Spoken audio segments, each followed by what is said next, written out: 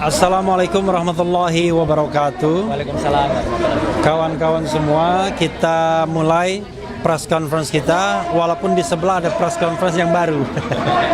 Tapi terima kasih atas kesetiaan kawan-kawan semuanya mengikuti press conference yang diadakan saat ini. Dan di tengah suara demo, kita tidak tahu yang demo itu siapa. Yang jelas bukan Rosario yang di demo. Bukan kita kan yang di demo kan. Nah, mana? Oke. Jadi jadi agak terganggu juga. Jadi tadi gini, kita kan mempermasalahkan 3 hal, ya. SPDP itu tidak disampaikan kepada kita, yaitu SPDP tanggal 15 Januari dan 30 Maret 2026. Ya. Mereka hanya mendasarkan diri pada SPDP pada tanggal 14 Juli 2025. Mereka mengatakan bahwa SPDP 15 Januari dan SPDP 30 Maret itu hanya soal perubahan administratif, bukan yang sifatnya substantif. Padahal kita melihat perubahan yang substantif. Kenapa perubahan substantif? Karena dalam SPDP tersebut, terutama SPDP terakhir tanggal 30 Maret, itu mengandung perubahan-perubahan pasal yang disangkakan. Karena berlakunya KUHP yang baru. Jadi pasal 310, 311 berubah menjadi pasal 433, 434. Dan pasal-pasal yang terkait dengan KUHP lama diganti dengan KUHP yang baru. Bahkan ada beberapa pasal di dalam Undang-Undang ITE yang sebelumnya ada menjadi tidak ada. Siapa bilang ini hanya administratif? Ini substantif dan harus disampaikan kepada tersangka karena ini terkait dengan pembelaan. Dia tadi mengatakan, lah kan katanya tidak terhalang untuk melakukan pembelaan dan lain sebagainya. Ya itu karena kita kreatif. Kita mencari informasi dan kebetulan salah satu informasinya kita dapatkan dari surat yang disampaikan oleh Komnas HAM kepada kita. Di mana dalam surat Komnas HAM itu ada lampiran-lampirannya, ya. Ada lampiran-lampirannya. Salah satu lampirannya itu adalah mengenai sprindik yang baru atau SPDP yang baru atau sprindik yang baru. Jadi sekali lagi karena kita mendapatkan informasi dari pihak lain, bukan dari pihak yang punya kewajiban. Itu satu hal. Yang kedua, mengenai pencekalan, ya, cegah dan tangkal, kami mengucapkan terima kasih yang sebesar-besarnya kepada termohon dan turut termohon yang mengakui bahwa Mas Roy saat ini sudah tidak lagi dicekal. Itu yang penting dulu. Artinya hal yang sama berlaku juga kepada Dr. Tifa, bahwa Dr. Tifa dan Mas Roy tidak lagi dicekal. Cuma yang kami permasalahkan adalah tindakan dari tanggal 11 Desember 2025 sampai 11 Juni, which is 6 bulan 2026, itu adalah tindakan yang ilegal, tindakan yang tidak sah. Kenapa? Kami tidak mempermasalahkan kewenangan untuk meminta pencekalan dari penyidik, tetapi persoalannya adalah bahwa pencekalan selama 6 bulan itu tidak disampaikan, tidak diberitahukan kepada tersangka, dan ini fatal. Orang akan mengatakan, toh akhirnya tahu juga. Ya tidak bisa begitu, tidak bisa kita tahu dari jalan samping. Kita harus tahu dari orang yang punya otoritas, punya kewenangan untuk melakukan pencekalan tersebut. Jadi kalau mereka mengatakan itu administrasi dan lain sebagainya, ini fatal. Karena pencekalan itu adalah salah satu upaya paksa di mana orang dilarang untuk berpergian keluar wilayah Republik Indonesia. Itu dua. Yang ketiga, ada kesan bahwa yang ketiga yang kami permasalahkan adalah penggunaan rezim KUHP lama dan KUHP baru yang memunculkan ketidakpastian hukum atau legal uncertainty. Dia mengatakan tidak boleh mempermasalahkan pokok perkara, dan kita tidak mempermasalahkan pokok perkaranya. Kita tidak mempermasalahkan isinya, tapi yang kami permasalahkan adalah ketidakpastian penerapan antara KUHP yang lama dan KUHP yang baru. Sebenarnya mana yang mau digunakan? Karena dalam putusan sela Pengadilan Negeri Jakarta Timur yang menyidangkan kasus Dr. Tifa, penggunaan rezim yang berbeda ini kemudian menjadi dasar untuk mengatakan dakwaan batal demi hukum. Kalau dakwaan batal demi hukum karena menerapkan rezim yang berbeda, maka dalam rezim penersangkaan pun harusnya batal juga. karena menerapkan rezim yang berbeda. Jadi kita tidak mempermasalahkan soal proses penuntutannya karena belum sampai ke sana. Yang kita permasalahkan adalah proses penersangkaannya yang memang sampai saat ini Mas Roy masih sebagai tersangka. Itu 3 hal yang kita bisa jawab dari apa yang disampaikan oleh pihak penuntut. Tapi dari pihak termohon. Lalu dari pihak turut termohon yang sebenarnya kami tidak minta juga untuk menjawab. Yang kami minta mereka hanya patuh saja, tapi rupanya mereka ikut menjawab. Contoh ya, mereka mengatakan soal boros, ada kan? Saya kira perspektif bahwa pengadilan ini boros karena Mas Roy mengajukan pra peradilan itu adalah perspektif yang sesat, yang keliru sama sekali. Kalau kita mau bicara boros, maka Mas Roy dan Dr. Tifa serta teman-teman lainnya tidak ditersangkakan. Itu kalau kita bicara tidak boros. Kenapa?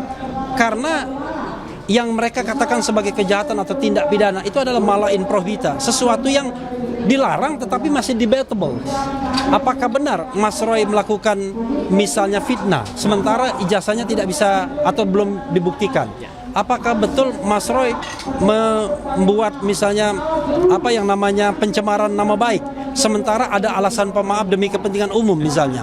Apa benar Mas Roy melakukan edit atau manipulasi dokumen? Jadi semua itu di ranah konstitusi yang dilindungi oleh pasal 28 bahwa ada kebebasan berserikat, berpendapat baik secara lisan dan tulisan. Jadi kalau kita bicara tentang boros, negara ini terlalu boros karena mengentertain Jokowi.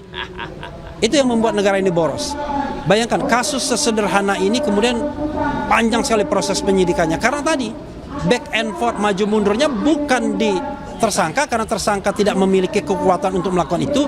Back and forth-nya ya ada di penyidik dan kemudian komunikasi dengan Solo yang kita tahu beberapa kali termasuk menawarkan yang namanya restoratif justice. Jadi kalau perspektif borosnya jangan dikenakan pada kami karena kami adalah membela hak kami, tapi perspektif borosnya tanyakan pada pengadu yang menurut saya terlalu melodramatik. Dikatakan ijazahnya palsu, bukan ditunjukkan, tetapi kemudian main drama, merasa dihina sehina-hinanya dan lain sebagainya. Mas Roy dikatakan ijazah S3-nya palsu, tapi langsung ditunjukkan. Selesai sekarang, ya. Perkara kemudian masih ada yang mengadukan itu soal lain, bisa kita buktikan nantinya. Kemudian menguji pokok perkara. Siapa yang menguji pokok perkara di sini? Kita sama sekali tidak menguji pokok perkara. Yang kita uji itu surat menyuratnya baru, yaitu penyampaian SPDP kepada tersangka yang merupakan hak, penyampaian pencekalan kepada tersangka yang merupakan hak, kemudian minta agar tidak digunakan rezim KUHAP yang dua-duanya sehingga memunculkan ketidakpastian hukum sehingga akan menyulitkan pada pembelaan. Itu yang kita sampaikan. Kita belum menguji apakah pasal 32, pasal 35, kemudian pasal 433 KUHP, 434 KUHP itu adalah pasal yang bisa dikenakan atau tidak. Apakah terpenuhi unsur deliknya atau tidak. Kita belum sampai di sana karena kita tahu bukan wewenang pra peradilan untuk menguji itu semua. Wewenang pra peradilan terbatas pada Anda bisa masuk di pintu depan atau tidak. Ya. Oke, itu yang bisa saya sampaikan. Biar clear, saya memberikan bingkai. Mungkin ada teman saya ingin menyampaikan. Silakan, Pak Ristan. Oke. Ya. Jadi ada 3 poin untuk praper hari ini, ya, jawaban dari termohon dan juga turut termohon. Tadi sudah disampaikan semua oleh Bang RH ya, jawaban dari termohon dan turut termohon. Saya hanya menyoroti masalah yang jawaban untuk termohon, yaitu SPDP dan surat pencekalan. 2 poin ini sebenarnya di dalam jawaban termohon tadi sudah ada pengakuan bahwa memang mereka tidak menyampaikan SPDP yang kedua dan ketiga, baik tanggal 15 Januari maupun 30 Maret. Artinya mereka sudah mengakui walaupun mereka menganggap ini adalah kelanjutan dari SPDP pertama.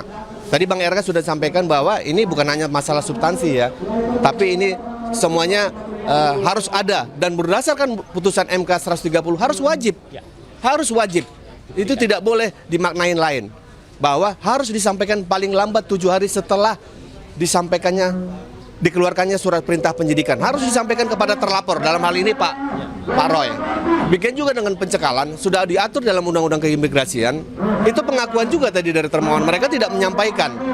Artinya ini sudah melanggar di dalam undang-undang keimigrasian ya Bang ya. Nah ini sudah ada pengakuan dari termohon, mereka tidak menyampaikan surat pencekalan. Nah ini mungkin poin-poinnya Bang, nanti kita akan jawab secara tertulis ya Bang ya. Oke. Itu kali. Oke, ada lagi? Ya, Tio mau nyampaikan. Ada lagi yang mau nyampaikan? Oke, kalau nggak ada Mas Roy, silakan Mas Roy. Baik, Assalamualaikum warahmatullahi wabarakatuh. Saya ingin melakukan penegasan saja. Tadi sudah bagus sekali yang disampaikan oleh Pak Refli Harun dan juga Pak Aristan. Intinya tadi kita mendengar dengan jelas ada banyak pengakuan. Ya, mereka mengakui beberapa hal. Yang pertama mengakui bahwa sebenarnya pencekalannya sudah selesai pada bulan Juni, tapi tidak ada pemberitahuan. Nah ini fatal. Artinya apa? Belum tentu nanti kalau saya misalnya saya ke Sydney lagi meneliti yang katanya sudah punya tanda lulus tapi ternyata nggak ada tanda lulus, yang katanya sekolah 2 tahun di sana ya tapi ternyata hanya 6 bulan di sana menurut pengakuan Pak Iksan Katuande ya. Nah itu ternyata mau keluar nanti ternyata dicekal. Ini kan siapa yang bisa menjamin? Karena tidak ada pemberitahuan. Dan itu nanti kalau akan dipermalukan, nanti prapit lagi nanti. Itu kan namakan memperpanjang lagi nanti masalahnya. Ya, jadi jelas kalau memang sudah tidak dicekal, ya alhamdulillah. Tapi tetap ada prosedur yang dilanggar. Jadi tidak ada pemberitahuan bahwa pencekalannya sudah dicabut. Sehingga itu akan bisa digunakan sewaktu-waktu untuk mempermalukan kalau misalnya itu tidak ada pemberitahuan, mereka akan bisa ngeles. Kan belum diberitahukan, suratnya masih ada, misalnya begitu. Yang kedua adalah surat pemberitahuan SPDP yang kemudian tidak pernah diterima oleh saya. Memang tidak pernah diterima. Dan mereka tadi mengakui bahwa itu hanya masalah internal administrasi. Nggak boleh begitu, internal administrasi. Tadi sudah jelas, ada putusan Mahkamah Konstitusi yang itu harus disampaikan. Dan itu wajib hukumnya. Saya jelek-jelek begini ya, itu juga mencoba belajar dari senior-senior yang ahli hukum. Nggak jelek banget ya, dikit lah jeleknya ya, jadi kita tahu bahwa itu harus ada dan tidak pernah disampaikan kepada saya. Artinya apa? Itu ada pelanggaran dan jelas pelanggarannya apa? Pemberlakuan 2 pasal undang-undang yang dua-duanya ini saling sama isinya. Yang satu di KUHP lama, yang satu di KUHP baru. 310, 311 di lama, 433, 434 di KUHP yang baru. Dan ini kemudian confuse ya. Kalau kami mengambil contoh tadi di Pengadilan Negeri Jakarta Timur, yaitu contohnya sudah jelas. Bukan kemudian kami mengakui kemudian memasukkan pokok perkara di sana, tidak sama sekali. Tadi Bang Refli dan juga Pak Aristan sudah mengatakan bahwa kami hanya menyentuh ujungnya saja. Ya, kami tidak menyentuh yang luar. Nah, yang ketiga, yang terakhir yang ingin saya sampaikan yaitu pangkalnya. Bagian luarnya saja. Iya. Nah, yang ketiga ingin saya sampaikan adalah bagian soal boros. Siapa yang boros? Persoalan yang sangat sederhana sebenarnya. Tinggal tunjukkan saja dari awal ya, kayak yang dilakukan oleh Pak Arsul Sani di dalam negeri. Saya juga tunjukkan waktu itu ketika ada orang ribut-ribut, orang nggak punya legal standing, Roy Suryo nggak punya ijazah S3 ya, saya langsung tunjukkan. Mereka sekarang ribut lagi, kebingungan kayak cacing kepanasan, lapor lagi ya. Dan ketika itu dia tunjukkan ya, maka itu menjadi boros. Siapa yang boros ya? Harusnya cukup menunjukkan ijazah, malah bikin reuni-reunian ya, siap bikin acara-acaraan, mengundang banyak orang, bahkan 712 barang bukti yang kemudian UGM harus kemudian mengumpulkan sekitar 500 barang bukti. UGM kemudian malah membanding ya, banding pada putusan di PT UN dan ternyata putusannya ditolak bandingnya. Ini kan boros di sana ya kan. Siapa yang bikin boros kalau bukan orang tadi ya? Jadi artinya kita bisa lihat ya, siapa yang bikin boros dalam perkara ini itu sudah jelas. Kami tidak boros, bahkan 2 kali pra peradilan kita semua patuh hadir, ternyata pihak turut termohon sempat tidak hadir 2 kali ya. Itu siapa yang bikin boros, kemudian kita mundur ke belakang ya, akhirnya kita ulangi lagi. Dan pra peradilan itu tidak mudah ya. Saya sangat mengapresiasi tim hukum saya luar biasa ini ya, yang tiap hari, teman-teman juga lihat juga ya, hari ini baru kita terima tadi, kita nanti jam 3 sore, itu masih lumayan jam 3 sore. Biasanya kita diminta untuk menjawab jam 1 atau jam 2 siang. Harus mengumpulkan lagi namanya replik ya. Tapi mereka jawabnya dupliknya besok ya, jadi masih ada waktu. Tapi nggak apa-apa lah, itu adalah putusan dari hakim tunggal. Jadi kalau saya ingin menyatakan, kami tidak melakukan pemborosan. Yang melakukan pemborosan adalah orang yang selama ini memang sukanya membolak-balik main kartu sana sini ya, itu yang boros. yaitu orang yang kemudian dipanggil si Jack. Ini lain ya kasusnya ya. Kalau ada yang dulu hitam, kalau ini putih. Ya. Jack ini mau bermain putih-putih tapi boros dia. Jadilah Jack yang bikin boros bolak-balik. Itulah yang dia bikin boros ya. Kita ingin hemat, kita ingin peradilan cepat, tapi ternyata ada orang yang memboroskan anggaran kayak gini nih, anggaran 712 alat bukti, 100 sekian saksi, 20 sekian ahli. Mana nanti kalau kita hadirkan boncos semua itu nanti, dan nanti akan kita uji selanjutnya. Saya kira itu yang dari saya. Sekian, terima kasih. Wassalamualaikum warahmatullahi wabarakatuh. Sampai jumpa nanti sore pada pembacaan replik. Oke. Ya, oke. Cukup ya? Cukup ya. Nggak ada pertanyaan kan? Nggak. Oke, ya. Assalamualaikum warahmatullahi wabarakatuh. Nih, senyum dia. Tukang membikin bom.